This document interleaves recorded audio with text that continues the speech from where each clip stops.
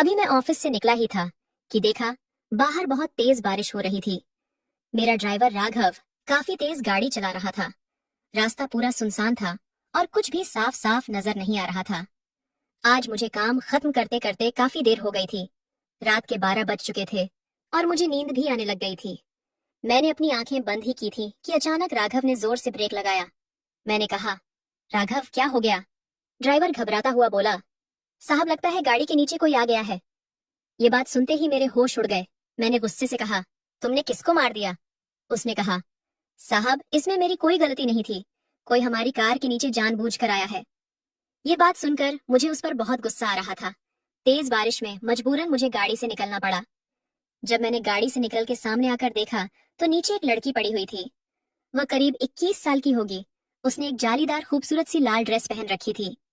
शायद उसके पैर में चोट आई थी, जिस वजह से वह उठ नहीं पा रही थी। मैं जल्दी से उसके पास गया तो देखा लड़की होश में है पर नशे में चूर थी। उसने इतना ज्यादा नशा किया हुआ था कि मैं उससे कुछ बोल भी नहीं सका। मैंने उसे गोद में उठा लिया और ड्राइवर की मदद से गाड़ी की पिछली सीट में उसे बैठा दिया। कार मेरे घर के सामने आकर रुकी। फिर मैं इस लड़की को लेकर अपने कमरे में आ गया। मैंने तुरंत अपना फोन निकाला और डॉक्टर को कॉल किया। डॉक्टर ने जल्दी से चेक करके कहा, लड़की ठीक है, हल्की सी चोट आई है और उन्होंने दवा दे दी। लड़की होश में तो थी पर नशे में होने के कारण उसने मुझसे अब तक बात नहीं की थी। डॉक्टर चला गया तो मैं उसके पास आया और पूछा, तुम्हारा नाम क्या है? तुम कहाँ रहती हो? बताओ, मैं तुम्हें छोड़ आता हूँ। लड़की नशे में ही बड़बड़ाने लगी। मेरा नाम प्रीति है। नहीं नहीं सोनिया है। नहीं नहीं अमृता है। ये लड़की क्या बोल रही है? मेरे तो कुछ भी समझ में नहीं आ रहा था।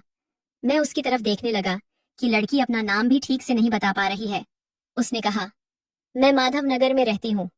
मैंने सोचा, इतनी रात को एक अनजान लड़की को अपने घर पर रखना ठीक नहीं होगा। उसे घर छोड़कर आता हूँ। मैं उसे लेकर फिर से अपनी गाड़ी में आ गया।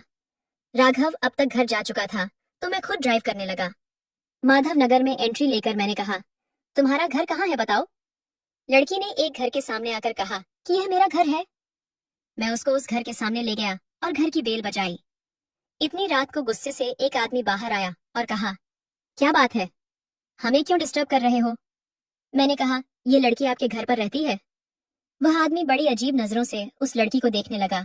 फिर कहा, मैं इसे जानता तक नहीं हूँ। अब दोबारा बेवजह मेरे घर की घंटी मत बजाना। मुझे बहुत शर्मिंदगी महसूस हुई। वह लड़की अपना पता गलत बता रही थी। मैंने सोचा, इतनी रात को उसे लेकर घर घर भटकना ठीक नहीं होगा।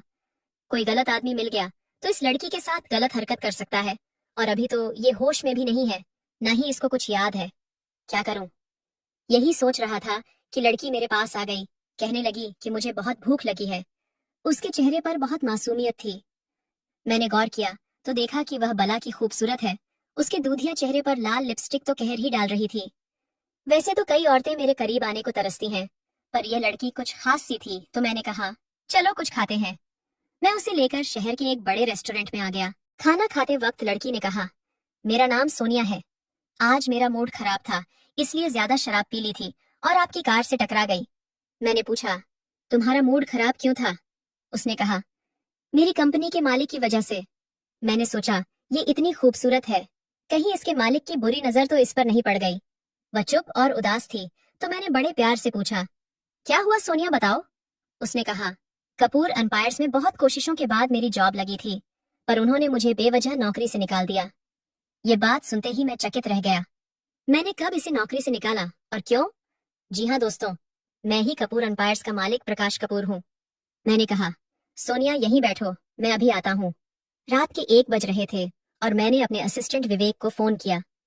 उससे बात करके मुझे बहुत हैरानी हुई। सोनिया एक मॉडल है। हमारी एड एजेंसी ने उसे सिलेक्ट किया था, पर फिर बिना वजह उसको निकाल भी दिया गया। विवेक से बात करने के बाद मैं वापस सोनिया के पास आ गया। सोनिया अभी बैठी बैठी खाना खा रही थी।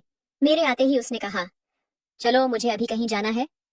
मैं उसकी तरफ बड़ी हैरत भरी निगाहों से देखने लगा कि रात 1 बजे वह कहाँ जाना चाहती है। मैंने कहा, तुम्हें इतनी रात को कहाँ जाना है? वो मेरी तरफ देखी और कहने लगी, मुझे कपूर एम्पायर्स के मालिक प्रकाश कपूर से मिलना है। मैंने कहा, कपूर एम्पायर्स के मालिक से मिलकर तुम क्या करना चाहती हो? उसने कहा, मैं उनसे पूछना चाहती हूँ कि किस वजह से उन्होंने मेरा कॉन्ट्रैक्ट यूं कैंसिल कर दिया। बड़ी मुश्किल के बाद मैं मॉडलिंग इंडस्ट्री में आई थी और इतने ऑडिशन के बाद मैं सिलेक्ट हुई थी। मैंने उनकी कंपनी के साथ कॉन्ट्रैक्ट साइन भी कर लिया था, लेकिन आज मुझे पता चला कि वो मेरे साथ काम नहीं करना चाहते। जबकि 2 दिन बाद मेरी पहली शूटिंग होने वाली थी।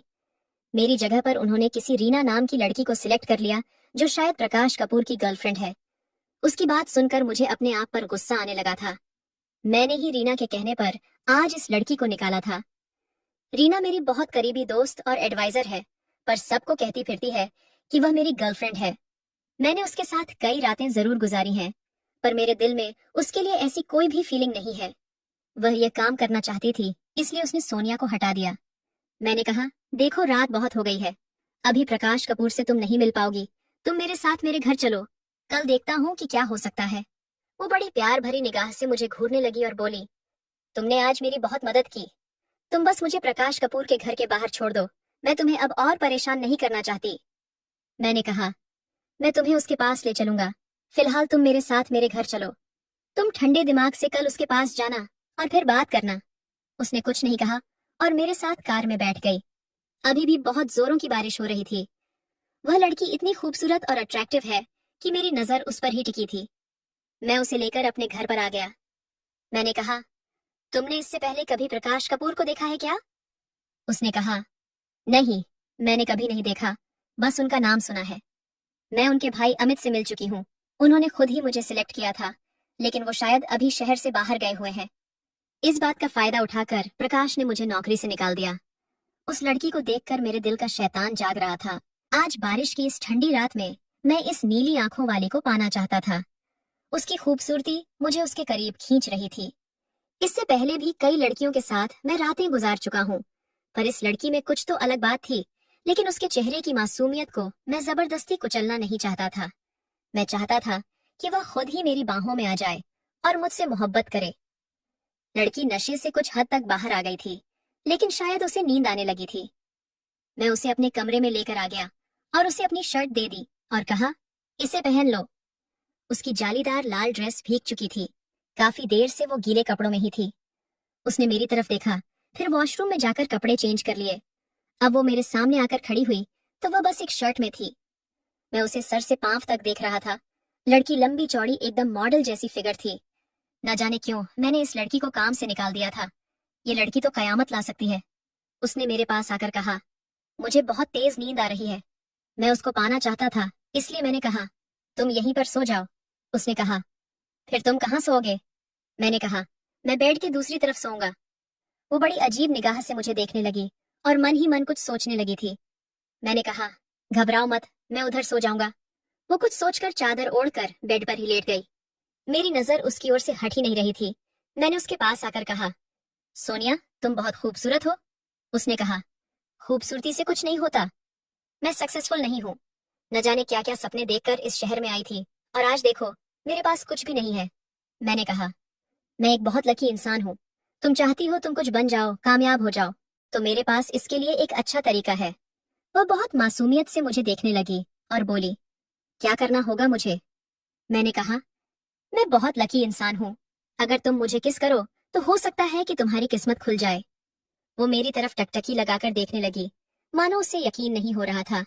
वो बोली, ऐसा कैसे हो सकता है? मैंने तो कभी ऐसा नहीं सुना। मैंने कहा, यकीन नहीं आता तो आजमा कर देख लो। वह मेरी तरफ देखने लगी। वो उस समय इतनी सुंदर लग रही थी कि मैं कुछ न सोचते हुए उस पर झपट पड़ा। लड़की घबरा गई और बोली, बस अब प्लीज यहीं रुक जाओ। मैं उसकी ओर देखने लगा कि उसकी आंखें बंद हो गई थीं और वह गहरी नींद में चली गई। मेरे सामने एक अप्सरा सी खूबसूरत लड़की लेटी हुई थी और वह बहुत गहरी नींद में सो रही थी। मेरी प्यास अधूरी ही रह गई थी, लेकिन मैंने सोचा कि मैं जब तक इसे पा नहीं लेता मेरी कलेजे को ठंडक नहीं पहुंचेगी, और यही सोचकर मैं उसके जिस्म से कपड़े खोल खोल कर अलग करने लगा। लेकिन तभी मेरी नजर उसके सीने पर पड़ी तो मेरे पैरों तले जमीन निकल गई। मैं बिल्कुल पसीने पसीने हो गया और मेरे आंखों से आंसू आ गए। मैं हर हाल में इस लड़की को पाना चाहता था, लेकिन एक पल में ही वह लड़की मुझे अपने आप से दूर जाती नजर आई। मजबूरन मैंने उसे उसी हाल में छोड़ दिया। फिर क्या था, मुझे भी नींद आ गई और मैं भी सो गया। सुबह 5 बजे जब मेरी नींद खुली तो मेरी नजर फिर से सोनिया पर चली गई। उसके चेहरे की मासूमियत मेरे दिल को छू रही थी और अचानक ही उसकी भी नींद खुल गई। नींद खुलते ही एक पल के लिए वह घबरा गई। उसने मुझे देखा, फिर अपने जिस्म को देखा। उसके जिस्म में कपड़े नहीं थे।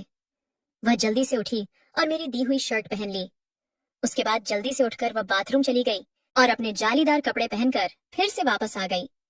बाहर आकर वो मेरी ओर बड़े गुस्से से देखने लगी और बोली, सच सच बताओ, तुमने मेरे साथ रात में क्या किया? मैं उठकर बैठा। मैंने उससे कहा, मैंने तुम्हारे साथ कुछ नहीं किया। उसने कहा, फिर मैं ऐसे हाल में कैसे आई? मैंने तुम्हें अच्छी तरीके से पहचान लिया है। ऐसी हरकत तुम ही कर सकते हो, मिस्टर प्रकाश कपूर। उसका नशा उतर चुका था, शायद इसलिए उसने मुझे पहचान लिया था। एक पल के लिए तो मेरी बोलती बंद हो गई और मैं चुपचाप उसकी ओर देखने लगा। वह लड़की अपना पर्स लेकर जाने लगी थी कि मैंने उसका हाथ पकड़ लिया और कहा, कहाँ जा रही हो? रुक जाओ। उसने मेरा हाथ झटक दिया और कहा, मैं तुमसे नफरत करती हूँ। मेरे दिल में कोई और है। मैंने कल रात उसके सीने पर एक लॉकेट देखा था जिसमें उसकी और मेरे भाई अमित की तस्वीर थी। मेरा भाई पिछले 1 महीने से काफी खुश नजर आ रहा था। अभी शहर जाने से पहले उसने मुझसे कहा था कि भैया, मैं काम से वापस आकर तुम्हें एक बहुत बड़ी खुशखबरी दूंगा। मैंने कहा, कोई लड़की का चक्कर है क्या? तो वह शर्माने लगा और बोला, भैया, मैं उससे आपको जरूर जरूर मिलवाऊंगा। हमारे आसपास हजारों लड़कियां मंडराती रहती हैं, पर अब तक मैं अपने लिए कोई खास नहीं चुन पाया। मेरे छोटे भाई अमित को उसकी पसंद की लड़की भी मिल गई है। लगता है वो यहाँ सीरियस है। लेकिन कल रात को जो कुछ भी हुआ, जिस तरह से सोनिया मेरी कार के सामने आकर टकराई, ये कोई इत्तेफाक तो नहीं हो सकता। शायद किस्मत हम दोनों को मिलाना चाहती है। मेरा दिल सोनिया पर आ गया था और मैं उसे किसी भी हाल में अमित का नहीं होने दे सकता था, भले ही वह मेरा भाई है। सोनिया मेरी जिंदगी है। सोनिया सिर्फ मेरी है। मैंने कहा, सोनिया, मैं तुम्हें पसंद करने लगा हूँ। तुम्हें वापस से कॉन्ट्रैक्ट मिल जाएगा। तुम्हारे करियर को मैं 4 चांद लगा दूंगा। बस तुम मेरी हो जाओ। उसने कहा, मुझे तुम्हारी दया नहीं चाहिए। मैंने अपने बलबूते पर ही यह कॉन्ट्रैक्ट हासिल किया था और मैं तुम्हें बहुत अच्छे से जानती हूँ। तुम्हें बस लड़कियों का इस्तेमाल करना आता है। और इतना कहकर वह जाने लगी। मैंने उसका हाथ पकड़ लिया। वह अपने आप को छुड़ाने लगी। मैंने कहा, सोनिया, मेरा यकीन करो, मैं तुमसे प्यार करने लगा हूँ। कल जो कुछ भी हुआ वह इत्तेफाक नहीं हो सकता। तुम्हारे साथ कल वक्त बिताकर मुझे एहसास हो चुका है कि मैं तुमसे बहुत प्यार करता हूँ। तुम मुझसे शादी कर लो, मैं तुम्हें जिंदगी की सारी खुशियां दूंगा। वो मेरी तरफ ऐसे टकटकी लगाकर देख रही थी जैसे उसे कुछ भी समझ नहीं आ रहा था। मैंने कहा, प्लीज सोनिया। उसने कहा, मैं मन ही मन अमित को पसंद करने लगी हूँ और शायद वह भी मुझे पसंद करता है, हालांकि मैं उसके दिल की बात नहीं जानती। मैंने कहा, अमित किसी और लड़की को पसंद करता है, तुम्हें नहीं। ये सुनकर उसे झटका लगा। वह मुझे कहने लगी, तुम्हें कैसे पता? तो मैंने उससे कहा कि उसने मुझे खुद बताया है, लेकिन मैं तुम्हें बहुत पसंद करता हूँ। सोनिया अब चुपचाप मेरे सामने खड़ी थी। मैं अपने आप को रोक न सका और उसके करीब गया और उसके होठों को चूमने लगा। धीरे धीरे वो भी मदहोश होने लगी और मेरे सीने से लिपट गई। उसने कहा, तो तुम मुझे धोखा तो नहीं दोगे ना? मैंने कहा, नहीं, कभी नहीं। और अब मैं तुम्हें शादी के बाद ही हाथ लगाऊंगा, ये मेरा वादा है। मैंने अपने असिस्टेंट को फोन किया और आज के आज उससे शादी कर ली, क्योंकि मैं उसे खोना नहीं चाहता था। मेरा भाई जब काम से वापस आया तो मैंने उसे सोनिया से मिलवाया। अमित का चेहरा बिल्कुल उतर गया था। उसे तो मानो यकीन ही नहीं हो रहा था कि जिस लड़की को वह चाहता है वह उसकी भाभी बन चुकी है। मैंने अमित से कहा कि मैं सोनिया से मन ही मन बहुत पहले से प्यार करने लगा था, लेकिन फिर मैंने उसका इम्तिहान लिया जिसमें वह पास हो गई, इसलिए मैंने उससे शादी कर ली। अमित ने कुछ नहीं कहा। उसने सोनिया को ही अपनी भाभी के रूप में स्वीकार कर लिया। उन दोनों को कभी यह पता नहीं चला कि उन दोनों के प्यार को मैंने ही अलग कर दिया था। न जाने सोनिया के अंदर ऐसी क्या खूबी थी कि मैं उसके पीछे यूं दीवाना हो गया था और इस दीवानेपन में उसे हासिल कर लिया।